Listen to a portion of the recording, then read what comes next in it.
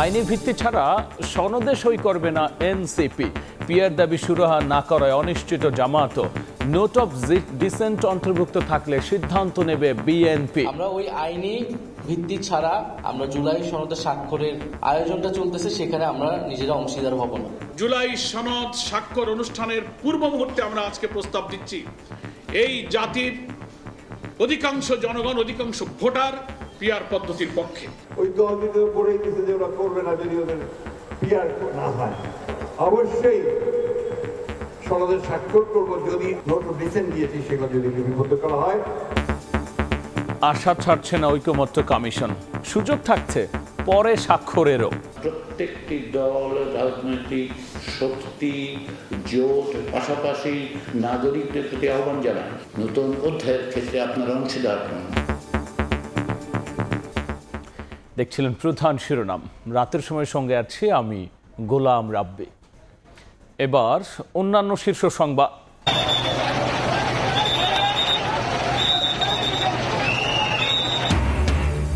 চট্টগ্রাম ইপিজেডে ভয়াবহ আগুনে জ্বলছে তোয়ালে কারখানা। ফায়ার সার্ভিসের পাশাপাশি কাজ করছে নৌ বিমান বাহিনী, বিজিবিও দাহ্য পদার্থ থাকায় নিয়ন্ত্রণে হিমশিম অবস্থা। এইচএসসি পরীক্ষায় 2 দশকের মধ্যে পাশের হার সর্বনিম্ন। উচ্চ মাধ্যমিকে উত্তীর্ণ প্রায় 59%। কমেছে জিপিএ 5ও।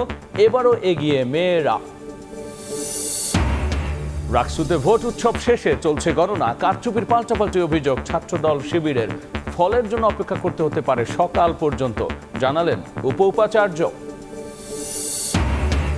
জুলাই হত্যাযজ্ঞের দায়ে শেখ হাসিনা ও কামালের মৃত্যুদণ্ডের আবেদন প্রসিকিউশনের। চনখারপুল হত্যা মামলা উপদেষ্টা আসিফ মাহমুদের সাক্ষ্য ও জেরা সম্পন্ন।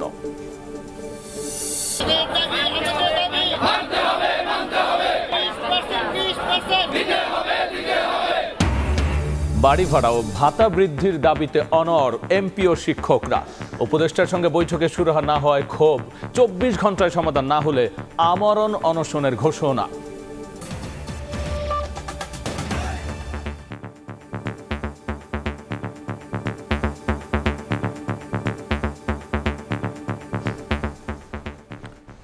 জুলাই সনদ স্বাক্ষরের আগের দিনও বিভিন্ন দলের আপত্তির মুখে দেখা দিয়েছে এক ধরনের অনিশ্চয়তা।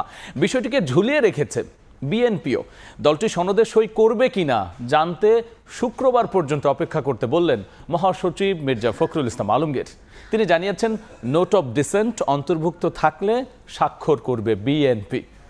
নতুন করে পিয়ার পদ্ধতির কথা বলে একটি মহল নির্বাচন বানচালের ষড়যন্ত্র করছে বলেও অভিযোগ করেন বিএনপির মহাসচিব। মিজানুর রহমানের ক্যামেরায় ঠাকুরগাঁও থেকে আহমেদ সালেহিনের রিপোর্ট। তৃতীয় দিনের মতো ঠাকুরগাঁওয়ে নিজ নির্বাচনী আসনে গণসংযোগ। সর্বস্তরের মানুষের সঙ্গে অংশ নিচ্ছেন মতবিনিময়ে। আসন্ন জাতীয় সংসদ নির্বাচনকে ঘিরে জেলার বিভিন্ন প্রান্তে চষে বেড়াচ্ছেন বিএনপি মহাসচিব মির্জা ফখরুল ইসলাম আলমগীর। বেগুনবাড়ি ইউনিয়নের দারারহাট স্কুল মাঠে সর্বস্তরের মানুষের সঙ্গে বৃহস্পতিবার দুপুরে কথা বলেন বিএনপি মহাসচিব। এ সময় তিনি অভিযোগ করেন, নতুন করে পিয়ার পদ্ধতির কথা বলে একটি মহল নির্বাচন বানচালের ষড়যন্ত্র করছে। কয়েকটা দল, রাজনৈতিক দল পিয়ার নিয়ে খুব চিৎকার করতেছে। সবাই যদি একমত হয় তাহলে মানুষ চিন্তা করে দেখবে। ওই জন্য আমরা বলছি যে আগামী নির্বাচনটা হোক, পার্লামেন্টে ডিসাইড হবে, জনগণ ভোট দিয়ে ঠিক করবে যে কারা যাবে, পিয়ার হবে কি হবে না। দেশের মানুষের সঙ্গে বিএনপিও আর হানাহানি রাজনীতি দেখতে চায় না মন্তব্য করে বিএনপি মহাসচিব জোর দিয়ে বলেন, নির্বাচন নিয়ে আর কোনো আপোষ নয়। এখন এই দুর্বল সরকারটা, অন্তর্বর্তীকালীন সরকার, ওর পিছনে কোনো লোকে নাই, তাকে এত ব্যতিব্যস্ত করে ফেলার কোনো মানে আসতে হবে? তারা করতেছে এটা একটাই উদ্দেশ্য, নির্বাচনটা যেন না হয় তার ব্যবস্থা করা। জনগণ নির্বাচন চায়, জনগণ ভোট দিতে চায়, তাদের জনপ্রতিনিধি নির্বাচিত করতে চায়। বন্ধুগণ, এইখানে আমরা কোনো আপোষ করব না। এদিন সন্ধ্যায় রানীশংকৈল উপজেলায় এক পথসভায় বিএনপি মহাসচিব বলেন, কোনো দল জুলাই সনদে স্বাক্ষর করবে না বলে মত দিচ্ছে। বিএনপি সেই সনদে সই করবে কিনা তার জন্য শুক্রবার পর্যন্ত সবাইকে অপেক্ষা করতে বললেন মির্জা ফখরুল। আমরা বলেছি যে আমরা অবশ্যই সনদে স্বাক্ষর করব যদি আমাদের যে কথাগুলো আমরা বলেছি সেগুলোকে যদি লিপিবদ্ধ করা হয় এবং যেগুলোতে আপনার কনসেন্ট দেয়নি, নোট অফ ডিসেন্ট দিয়েছি, সেগুলো যদি লিপিবদ্ধ করা হয় এবং আমরা গণভোট মেনে নিয়েছি। যে নির্বাচন দিনেই গণভোট হবে। সুতরাং আমরা এখন পর্যন্ত অত্যন্ত ইতিবাচক ভূমিকা পালন করেছি। আপনার আগামী দিনই আপনারা জানতে পারবেন যে বিএনপি স্বাক্ষর করবে কিনা। দেশের উন্নয়নের স্বার্থে হিন্দু, বৌদ্ধ, খ্রিস্টান সহ সব ধর্মের মানুষের কাছে ধানের শীষ মার্কায় ভোট চান বিএনপি মহাসচিব। হিন্দু মুসলিম বেঁধেছে জোট, হিন্দু মুসলমান এক হয়। আহমেদ সালেহীন, সময় সংবাদ, ঠাকুরগাঁও। এদিকে জুলাই সনদ বাস্তবায়নে নির্বাচনের আগে গণভোট চায় জামাত সহ সমমনা 7 দল। সংসদের নিম্নকক্ষে পিয়ার দাবিতে ছাড় দিতেও নারাজ তারা। অন্যদিকে এনসিপি জানিয়ে দিয়েছে আইনি ভিত্তি ছাড়া জুলাই সনদে সই করবে না জাতীয় নাগরিক পার্টি।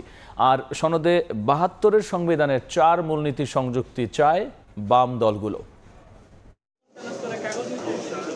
জুলাই সনদের আইনি ভিত্তি, গণভোট ও পিআর পদ্ধতিতে নির্বাচন শীর্ষক জাতীয় সেমিনারের আয়োজন করে জামায়াত সহ সমমনা 7টি দল। বৃহস্পতিবার বিকেলে রাজধানীর কাকরাইলে এ আয়োজনে যোগ দেন দলগুলোর শীর্ষ নেতারা।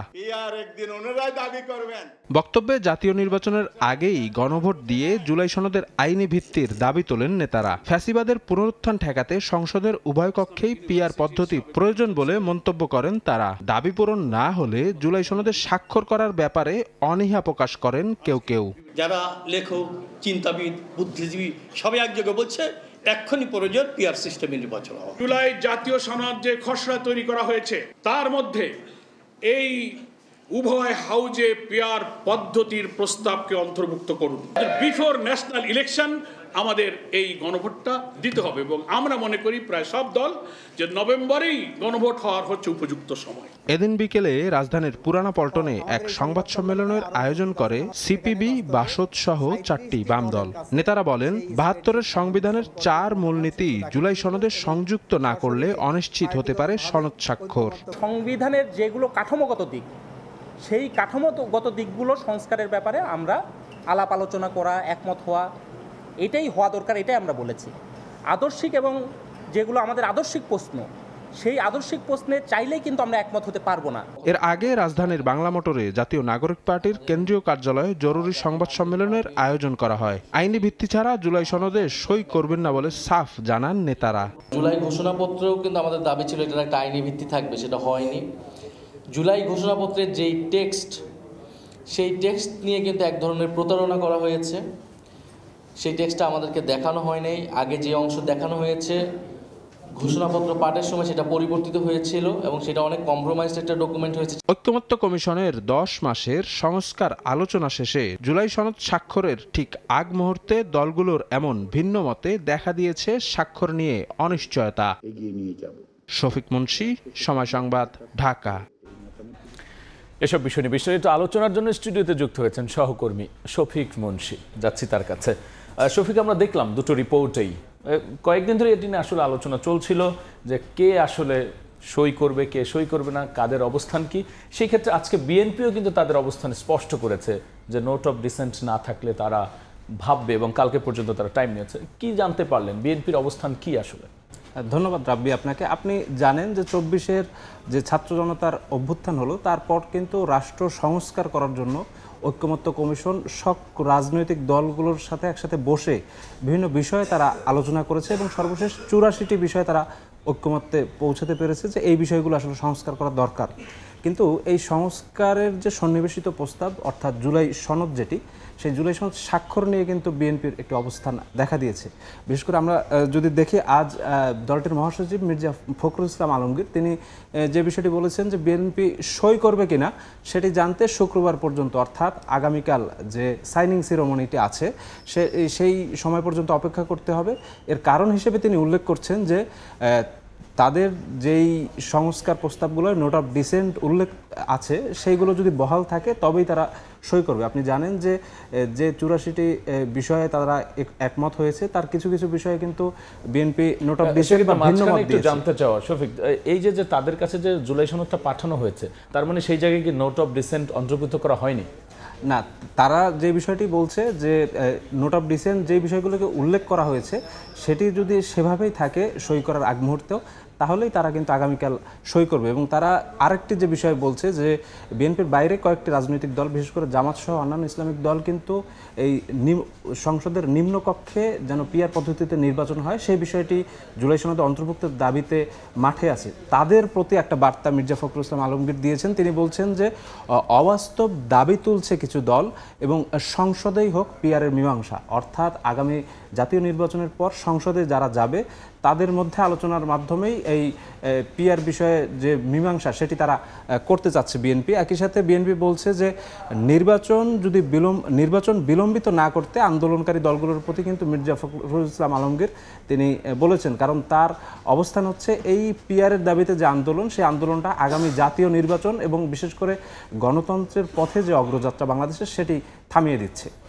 সেক্ষেত্রে শফিক, বিএনপির অবস্থান তো আমরা জানলাম, এনসিপি আবার আইনি ভিত্তির কথা বলছে, জামাতের কথা তো কিছু আসলোই, অন্য দলগুলো জামাত, এনসিপি বা বাম দলগুলো কি ভাবছে? এখানে বিশেষ করে জামাত সহ অন্য যে 7টি দল তারা কিন্তু এই জুলাই সনদ নিয়ে যে গণভোটটি হবার কথা রয়েছে, যে গণভোটটি হবার ব্যাপারে সব দলই মোটামুটি একটা জায়গায় এসেছে, হ্যাঁ, যে জুলাই সনদের আইনি ভিত্তির জন্য একটি গণভোট প্রয়োজন।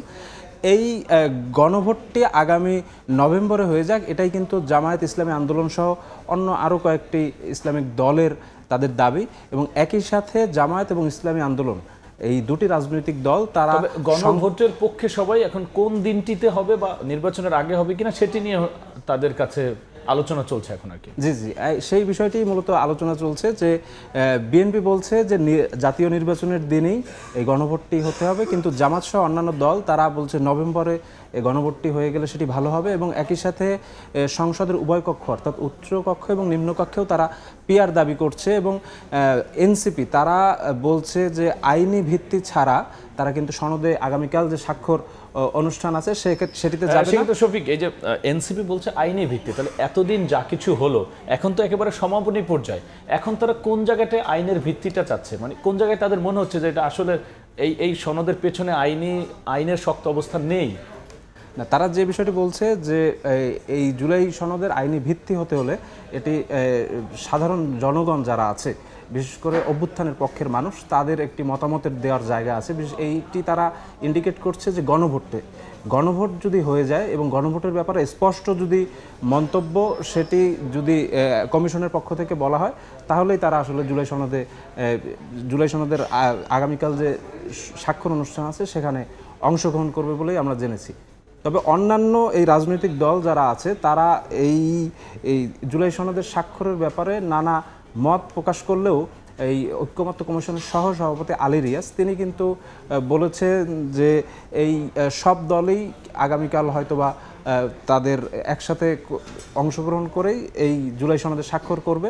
এবং এই ব্যাপারে কিন্তু আজ জাতীয় সংসদ ভবনের এলডি হলে তিনি সাংবাদিকদের বিভিন্ন প্রশ্নের জবাব দিয়েছেন। আমরা এখন তার বক্তব্যের একটি চুম্বকাংশ দেখে আসতে চাই। আগামীকাল জাতীয় সনদ স্বাক্ষরের এই অনুষ্ঠানে আমি সকলকে আমন্ত্রণ জানাই। আমাদের চেষ্টা থাকবে, আমরা সকলে মিলে উপস্থিত থাকব। আমরা প্রত্যেকটি দল, রাজনৈতিক শক্তি, জোট, পাশাপাশি নাগরিকদের প্রতি আহ্বান জানাই, আপনাদেরকে আমন্ত্রণ জানাচ্ছি, আসুন এই নতুন যাত্রার ক্ষেত্রে, নতুন অধ্যায়ের ক্ষেত্রে আপনারা অংশীদার হন। কেননা এই যাত্রা শুরু হয়েছিল অনেকদিন আগে। এই যাত্রায় কেবলমাত্র আমরা একটি পর্যায়ে উপনীত হয়েছি যাকে সামনে নিয়ে যেতে হবে, অগ্রসর করতে হবে। কমিশনের মেয়াদ 31 অক্টোবর পর্যন্ত বর্ধিত করা হয়েছে।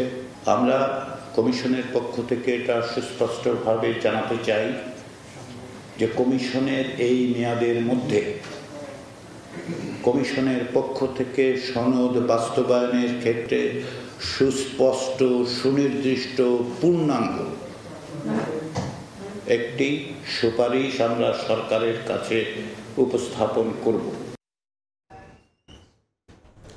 আমরা দেখছিলাম আমার যে জায়গাটা প্রশ্ন সেটি হচ্ছে যে কমিশন আশাবাদী, কিন্তু যেখানে বলা হচ্ছে যে এটি সনদ স্বাক্ষরের পরেও আসলে স্বাক্ষর করার সুযোগ থাকবে, একটু ঢিলেঢালা ভাব। আবার হচ্ছে সবাই তো মোটামুটি হচ্ছে আপনার নোট অফ ডিসেন্ট, জামাত আর ইসলামী দলগুলো বলছে পিআর ছাড়া হচ্ছে না, এনসিপি বলছে আইনি ভিত্তি ছাড়া হচ্ছে না। তাহলে এতটা আশাবাদী কেন কমিশন?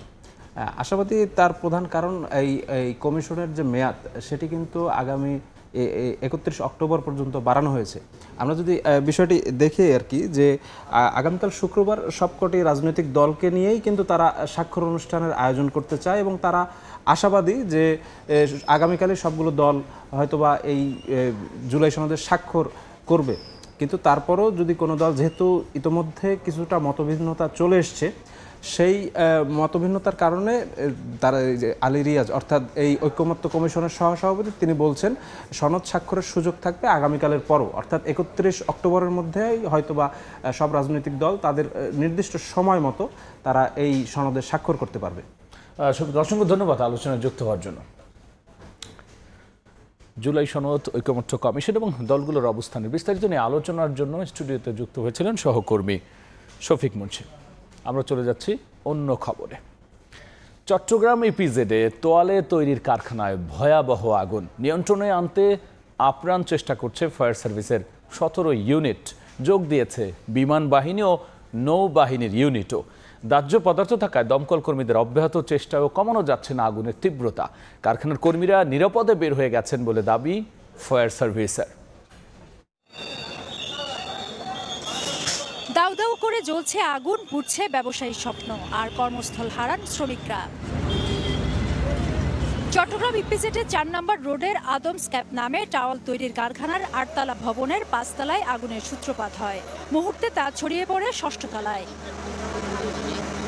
বৃহস্পতিবার দুপুর 1:30টায় লাগা আগুন সময়ের সঙ্গে সঙ্গে ভয়াবহ হতে থাকে।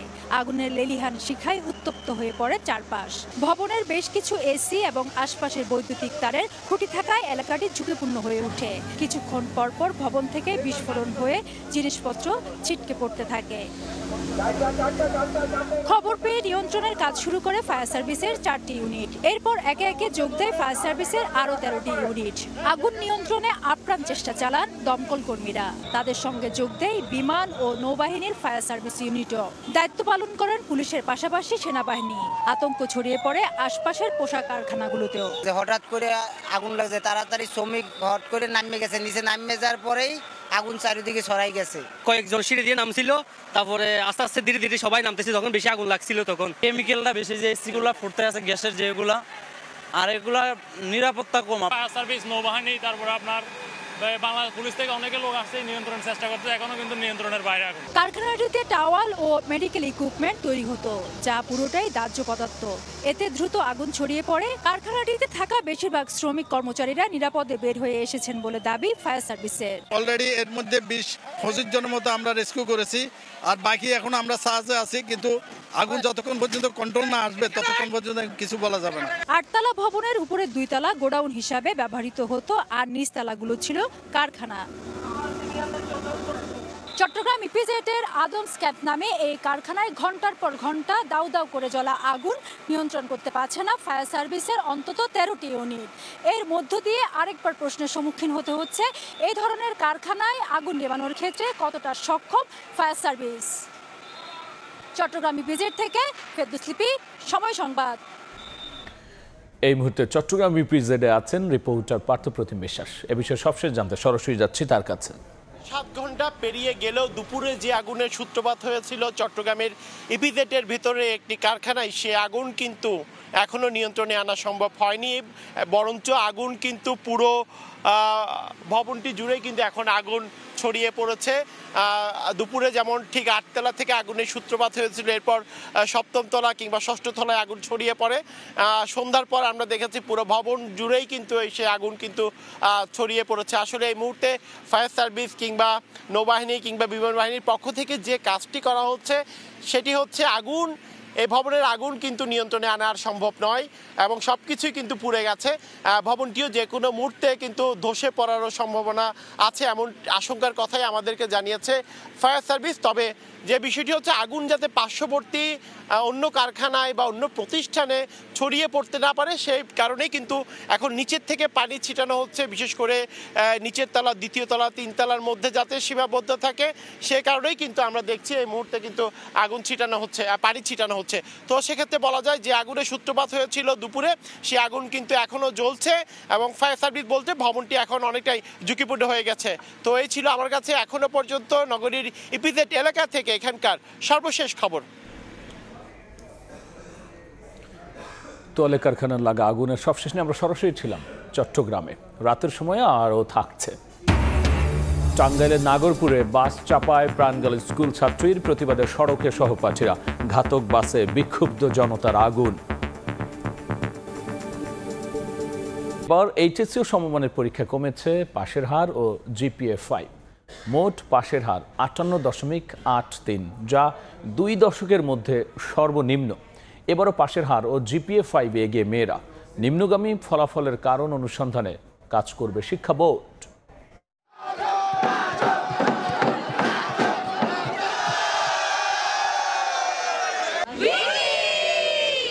এই আনন্দ স্বপ্ন ছুঁয়ে দেখার, এই আনন্দ আরও এক ধাপ এগিয়ে যাওয়ার।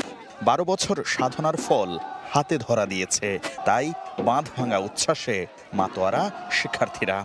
আমরা 4 জন ছোটবেলার ফ্রেন্ড, আমরা সবাই একসাথে ভালো রেজাল্ট করেছি। বৃহস্পতিবার চলতি বছরের এইচএসসি ও সমমানের পরীক্ষার ফলাফল প্রকাশ করা হয়। এবার পাশের হার 58.83%। গত বছরের তুলনায় পাশের হার কমেছে 18.95%। GPA-5 কমেছে প্রায় 77,000। আব্বু আম্মু যে খুশি হয়েছে, এই জিনিসটা আমার কাছে আসলে ম্যাটার করে। এবার 9টি সাধারণ শিক্ষা বোর্ডে পাশের হারের শীর্ষে ঢাকা বোর্ড। সর্বনিম্ন পাশ করেছে কুমিল্লায় 48.86%, আর সবচেয়ে কম GPA-5 সিলেট বোর্ডে। বরাবরের মতো এবারও ভালো ফলাফলে এগিয়ে মেয়েরা। এবার শতভাগ পাশ করা প্রতিষ্ঠান 1388টি থেকে কমে 345টিতে নেমেছে। শূন্য পাশ করা শিক্ষা প্রতিষ্ঠান বেড়ে 65 থেকে 202টিতে পৌঁছেছে। আমরা সবাই খুব খুশি, আমি বলে বুঝাতে পারবো না। শুকরিয়া। আন্তঃশিক্ষা বোর্ড বলছে, যথাযথ প্রক্রিয়ায় মূল্যায়নের কারণে প্রকৃত পাশের হার বের হয়ে এসেছে, আর নিম্নগামী ফলাফলের কারণ অনুসন্ধানে কাজ করার কথা জানিয়েছে শিক্ষা বোর্ড। ওভার মার্কিং করবেন, বেশি বেশি দিয়ে পাশের হার বাড়াতে হবে, এরকম কোনো প্রশ্নই ওঠে না। বোর্ডের তরফ থেকে এইটি কোনো থাকার প্রয়োজনই নেই এই ধরনের ভাবনা। এদিকে এইচএসসির নিম্নগামী ফলাফলের কারণ অনুসন্ধানে বিশেষজ্ঞ সহ অংশীজনদের নিয়ে পর্যালোচনার জন্য একটি প্যানেল গঠন করা হবে বলে জানিয়েছেন শিক্ষা উপদেষ্টা অধ্যাপক ডক্টর CR আবরার। আমরা শিক্ষাবিদ, গবেষক, নীতি নির্ধারকদের নিয়ে একটি বিশেষজ্ঞ প্যানেল গঠন করছি, যারা ডেটা বিশ্লেষণ করে শেখার মূল ঘাটতিগুলো চিহ্নিত করবেন। এবার 11টি বোর্ডের অধীনে 12,35,661 জন পরীক্ষার্থী এইচএসসি ও সমমানের পরীক্ষায় অংশগ্রহণ করেন। শাকির আহমেদ, সময় সংবাদ, ঢাকা। রাষ্ট্র নির্বাচনের ভোট গ্রহণ শেষে এখন চলছে গণনা। এই মুহূর্তে রাজশাহী বিশ্ববিদ্যালয়ে আছেন সহকর্মী তোহা খান তামিম। সরাসরি যাচ্ছি তার কাছে। অপেক্ষার পর রাষ্ট্র নির্বাচনের যে ভোট গ্রহণ, সে গণনা সেটি শুরু হয়েছে। এখন থেকে প্রায় আধা ঘন্টা আগে বেগম রোকেয়া হলের যে ব্যালট বাক্স রয়েছে সেটি খোলার পরেই আনুষ্ঠানিকভাবে যে গণনার কার্যক্রম সেটি আসলে শুরু হয়।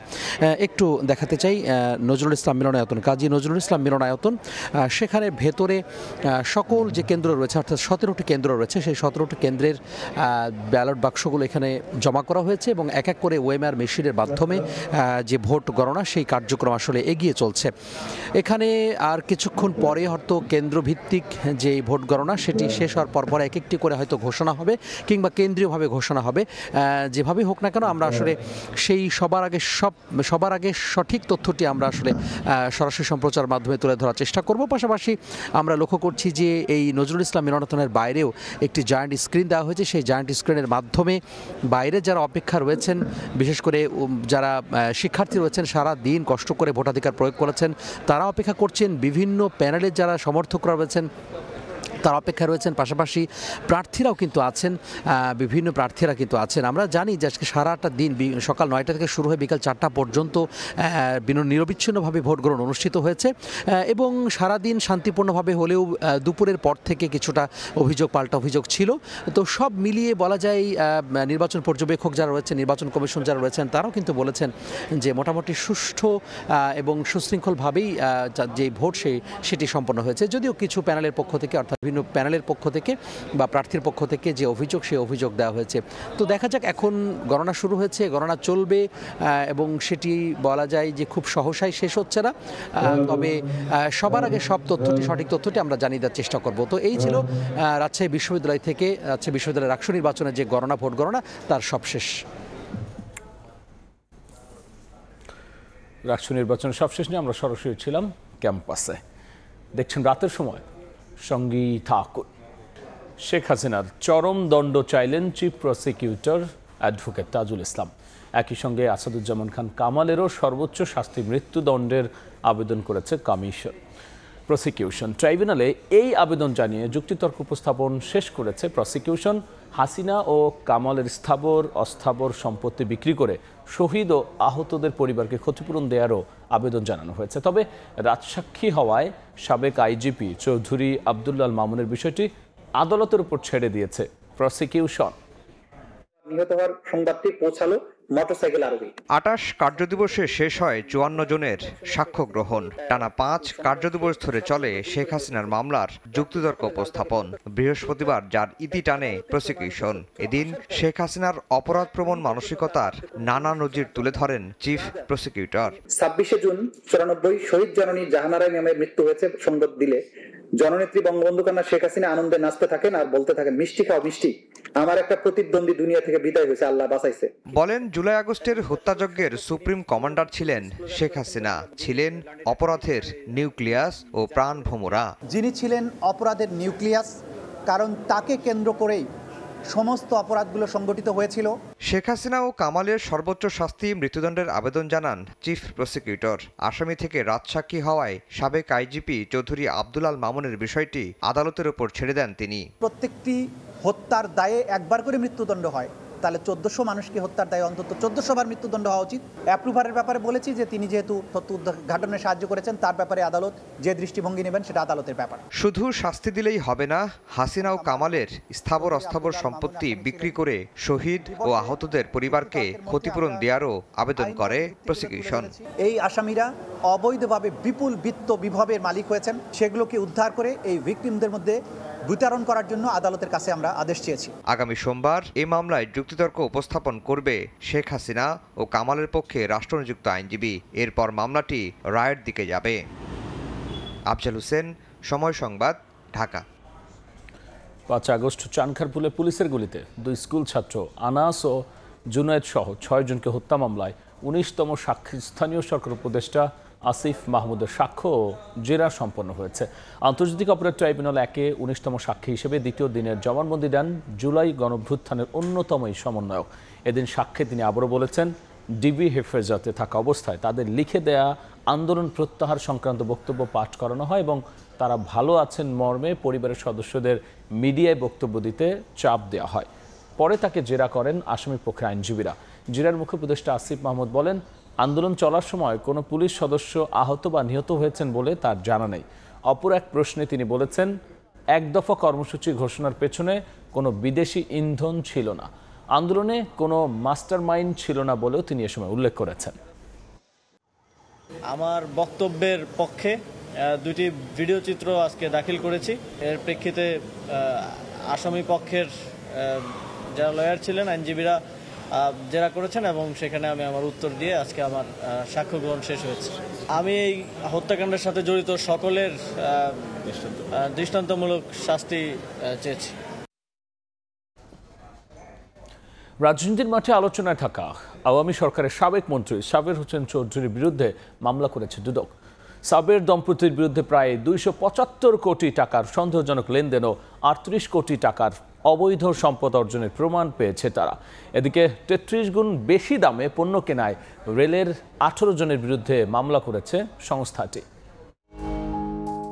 ক্ষমতাচ্যুত আওয়ামী লীগ সরকারের সাবেক পরিবেশ ও বনমন্ত্রী সাবের হোসেন চৌধুরীর সঙ্গে সম্প্রতি 3 দেশের রাষ্ট্রদূতের বৈঠক নিয়ে রাজনীতির মাঠে শুরু হয় নতুন আলোচনা।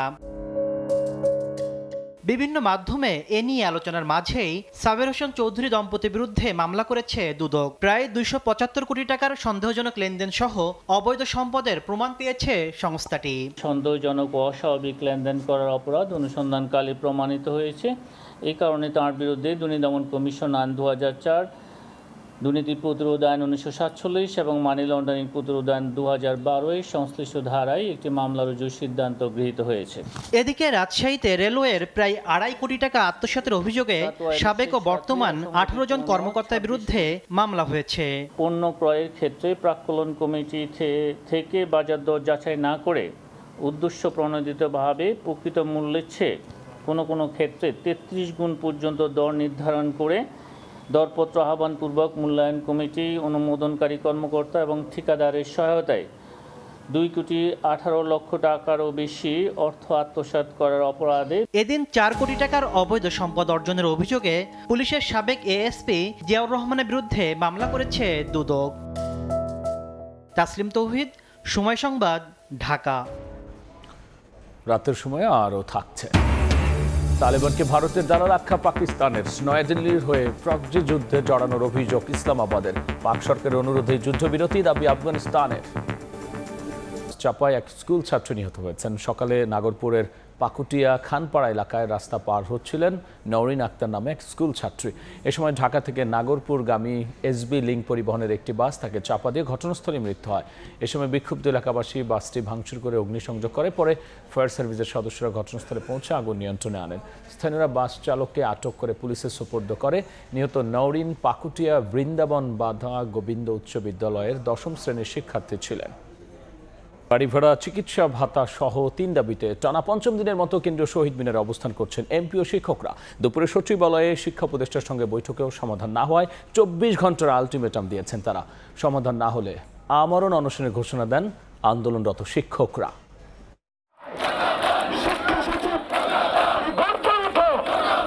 এখনও দাবি আদায়ে অনড় বেসরকারি শিক্ষা প্রতিষ্ঠানের এমপিওভুক্ত শিক্ষকরা। টানা ৫ম দিনের মতো অবস্থান করছেন কেন্দ্রীয় শহীদ মিনারে। ২০% বাড়ি ভাড়া ভাতা, ১৫০০ টাকা চিকিৎসা ভাতা এবং কর্মচারীদের ৭৫% উৎসব ভাতার দাবি আদায় না হওয়া পর্যন্ত শিক্ষা কার্যক্রমে না ফেরার হুঁশিয়ারি দেন আন্দোলনরত শিক্ষকরা। তারা অ্যাকচুয়ালি তামাশাই করতেছে, প্রতারণা করতেছে। এই দাবি আদায় না হওয়া পর্যন্ত আমরা এখান থেকে বাড়ি ফিরে যাব না। বৃহস্পতিবার দুপুরে সচিবালয়ে শিক্ষক প্রতিনিধিদের সঙ্গে বৈঠকে বসেন শিক্ষা উপদেষ্টা। শিক্ষকরা ২০% প্রজ্ঞাপন জারি করে শুরুতে ১০% এবং পরবর্তী বাজেটে বাকি 10% করার প্রস্তাব দেন। তাদের প্রস্তাব প্রত্যাখ্যান করে উপদেষ্টা বলেন ৫%-এর বেশি বৃদ্ধি করা সম্ভব নয়। এখন যেখানে টাকা নেই সেখানে আমাদের পক্ষে এর থেকে বেশি দেওয়া সম্ভব হচ্ছে না। সো এটা তাদেরকে জানিয়েছি। দ্বিতীয়ত আমি বাড়তি আরেকটা কথা যেটা বলেছি, সামনের বছর বাজেটে যেন আরও কিছু শতাংশ বৃদ্ধি যদি করা যায় তাহলে আমরা সেটার জন্য আমরা সুপারিশ করব। এরপর কেন্দ্রীয় শহীদ মিনারে শিক্ষক প্রতিনিধিরা জানান শুক্রবার দুপুর ২টার মধ্যে দাবি মেনে প্রজ্ঞাপন জারি না করলে আমরণ অনশন কর্মসূচি পালন করবেন তারা। সেই সঙ্গে চলবে শিক্ষকদের কর্মবিরতিও। আমাদের প্রতি সরকারের কোনো দয়া না হয় আমরণ অনশন করতে করতে আমরা শিক্ষকরা এখানেই মৃত্যুবরণ করব। বিভিন্ন সংস্থার চাপে শিক্ষা উপদেষ্টা বৈঠকের নামে প্রহসন করেছেন বলেও অভিযোগ করেন শিক্ষকরা। মনির হোসাইন, সময় সংবাদ, ঢাকা। জুলাই সনদের স্বাক্ষর অনুষ্ঠানে বিএনপি চেয়ারপারসন বেগম খালেদা জিয়াকে আমন্ত্রণ জানিয়েছে জাতীয় ঐকমত্য কমিশন। রাতে রাজধানীর এভরকেয়ার হাসপাতালে চিকিৎসাধীন বিএনপি নেত্রীকে দাওয়াতপত্র পৌঁছে দেওয়া হয়। এ সময় জাতীয় ঐকমত্য কমিশনের সভাপতি ডক্টর মোহাম্মদ ইউনূসের পক্ষে কমিশনের সদস্য বদিউল আলম মজুমদার ও মনির হায়দার উপস্থিত ছিলেন। বিএনপির ভারপ্রাপ্ত চেয়ারম্যান তারেক রহমানের পক্ষে আমন্ত্রণপত্র গ্রহণ করেন তার একান্ত সচিব এবিএম আব্দুস সাত্তার।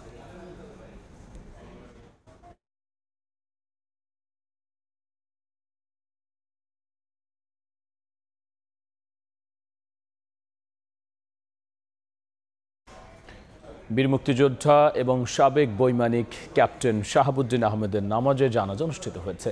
বিকেলে বাংলাদেশ বিমান বাহিনী ঘাঁটি বাসার প্যারেড গ্রাউন্ডে মরহুমের রাষ্ট্রীয় ফিউনারেল প্যারেড এবং প্রথম নামাজে জানাজা অনুষ্ঠিত হয়। পরে রাষ্ট্রপতি প্রধান উপদেষ্টার পক্ষ থেকে পুষ্পস্তবক অর্পণ করে শ্রদ্ধা জানানো হয়। অনুষ্ঠানে মরহুমের পরিবারের সদস্য, বিমান বাহিনীর প্রধান সহ ঊর্ধ্বতন কর্মকর্তারা উপস্থিত ছিলেন। সকাল ৮টায় নিজ বাসভবনে তিনি মৃত্যুবরণ করেন। শাহাবুদ্দিন আহমেদ ১৯৭১ সালের ৭ এপ্রিল মুক্তিযুদ্ধে অংশগ্রহণের জন্য ভারতে গিয়ে ট্রেনিং নেন। পরে তিনি কিলো ফ্লাইটে যোগদান করে মুক্তিযুদ্ধে নরসিংদী, সিলেট ও মৌলভীবাজার সহ বিভিন্ন গুরুত্বপূর্ণ অপারেশনে সরাসরি আকাশ যুদ্ধে অংশগ্রহণ করেন। মুক্তিযুদ্ধে অসামান্য বীরত্ব সাহসিকতার স্বীকৃতি স্বরূপ বাংলাদেশ সরকার তাকে বীর উত্তম খেতাবে ভূষিত করেন। ভারতের ত্রিপুরায় কুপিয়ে হত্যা করা ৩ বাংলাদেশি মরদেহ হস্তান্তর করেছে বিএসএফ। সন্ধ্যায় চুনারুঘাট পুলিশের মাধ্যমে পরিবারের কাছে লাশগুলো হস্তান্তর করা হয়। বিজিবি জানিয়েছে, মৌলভীবাজারের শ্রীমঙ্গল উপজেলার সীমান্তবর্তী বিদ্যাবিল এলাকার 3 বাংলাদেশি 2-3 দিন আগে ভারতে প্রবেশ করেন। ধারালো অস্ত্র ও তীর ধনুক নিয়ে তাদের উপর হামলা চালায় ভারতীয়রা। এতে ঘটনাস্থলেই 3 জন মারা যান। নিহতরা হলেন চুনারুঘাট উপজেলার জুয়েল মিয়া, পণ্ডিত মিয়া ও সজল মিয়া। আফগানিস্তানের তালেবান সরকারকে ভারতের দালাল হিসেবে আখ্যা দিয়েছে পাকিস্তান। দেশটির প্রতিরক্ষা মন্ত্রী খাজা আসিফের দাবি, নয়াদিল্লির হয়ে প্রক্সি যুদ্ধে জড়িয়েছে কাবুল। জিও নিউজকে দেয়া সাক্ষাৎকারে তিনি বলেছেন, 48 ঘন্টার যুদ্ধবিরতি কার্যকর হলেও নজরদারি না থাকলেও এর শাস্তি বেশি দিন টিকবে না। এদিকে তালেবান সরকারের দাবি, পাকিস্তানের অনুরোধেই যুদ্ধবিরতিতে সম্মত হয়েছে আফগানরা। এর মধ্যেই দুই পক্ষকেই সংযমের আহ্বান জানিয়েছে চীন। বিশ্লেষকরা সতর্ক করছেন, এই সংঘাত দীর্ঘায়িত হলে তা শুধু পাকিস্তান নয়, চীন পাকিস্তান অর্থনৈতিক করিডোরের নিরাপত্তাকেও হুমকিতে ফেলতে পারে।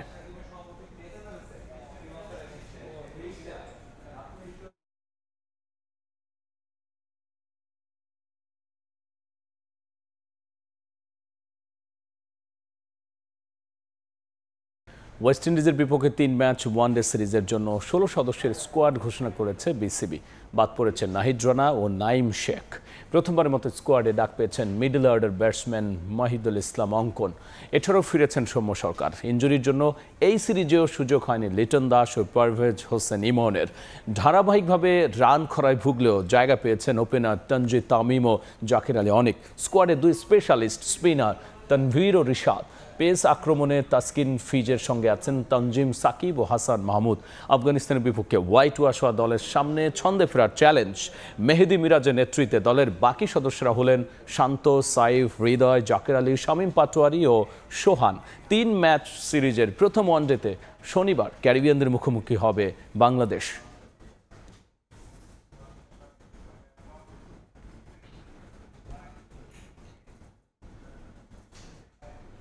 এ পর্যায়ে শীর্ষ সংবাদ জানিয়ে দিচ্ছি আরও একবার। আইনি ভিত্তি ছাড়া সনদে সই করবে না এনসিপি। পিআর দাবি সুরাহা না করায় অনিশ্চিত জামায়াতও। নোট অফ ডিসেন্ট অন্তর্ভুক্ত থাকলে সিদ্ধান্ত নেবে বিএনপি। আশা ছাড়ছে না কমিশন।